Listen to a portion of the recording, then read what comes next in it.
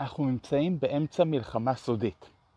כן, יש את המלחמה שכולנו מכירים בעזה, המלחמה שמתפתחת בצפון, אבל יש מלחמה סודית שכולנו נמצאים בעיצומה ולא מספרים לנו עליה. בזמן המלחמה שאנחנו יודעים עליה בעזה, בזמן המלחמה שאנחנו רואים בצפון, אומרים לנו שזה לא הזמן. זה לא הזמן להמון דברים. זה לא הזמן לטפל ביוקר המחיה. זה לא הזמן לדאוג לתאורה בכבישים. זה לא הזמן לטפל בבעיות של ארגון המורים, שלא יש שביתות, שהמורים יזכו לשכר הולם, הוגן ותנאים טובים. זה לא הזמן להחזיר את החטופים הביתה. זה לא הזמן לטפל בחוק של הגיוס של החרדים. זה לא הזמן אולי אפילו להעביר את התקציב של המדינה. יש המון דברים שזה לא הזמן לעשות בזמן המלחמה. ככה אומרים לנו. אבל בזמן שאין זמן לשום דבר אחר, הממשלה ביחד עם האופוזיציה עושות משהו אחד. הן פועלות שלא יהיה לכם, כן, לכם, כסף. ההתחלה זה שלא יהיה כסף מזומן. לפני שנה ומשהו העברתי הרצאה שנקראת כלכלה, עסקים וחופש. והסברתי על התהליכים שהולכים לקרות הרבה לפני כל מה שקורה היום במדינה, ולצערי זה קורה אחד לאחד.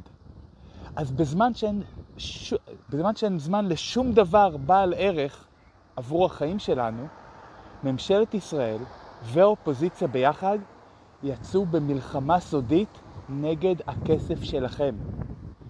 שלב ראשון, הם יסבירו שאסור שיהיו שטרות של 200 שקל. כי לטענתם זה גורם לפשיעה. כמובן שזה לא גרם מעולם לפשיעה, כמובן שאי אפשר להוכיח את זה, כמובן שזאת לא האמת, ואפילו אם זה היה האמת, זה בטח לא הזמן לטפל בזה בזמן המלחמה בדרום ובצפון, אבל זה הסיפור שהם מוכרים, שאי אפשר לטפל בפשיעה כשיש שטרות של 200 שקל במדינה. השלב הבא זה לא יהיה חוקי להחזיק שטרות של 100 שקל. השלב אחרי זה, זה גם לא יהיה חוקי להחזיק שטרות של 50, של 20, או לא יהיה חוקי שיהיה מזומן, או משהו שדומה למזומן, זהב, כסף, או דברים אחרים. או במילים אחרות, לא יהיה לכם כסף.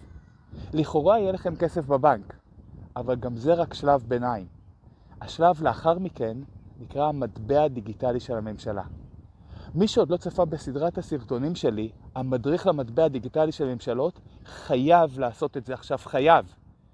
כי ממשלת ישראל והפייק אופוזיציה ביחד נמצאות במלחמה נגד האזרחים, נגד הכסף של האזרחים ונגד החופש של כולנו. כי בלי כסף אין חופש לפעול. אי אפשר להחליט מה לאכול, אי אפשר להחליט איפה לגור, אי אפשר להחליט לאן לנסוע, אי אפשר להחליט מה לקנות. או במילים אחרות אין חופש. אז אם החופש שלכם חשוב לכם, אתם רוצים מיידית לצפות במדריך למטבע הדיגיטלי של ממשלות. כל מה שצריך לעשות זה להיכנס לקישור שמתחת לסרטון, לצפות, ואנחנו נתראה שוב בקרוב.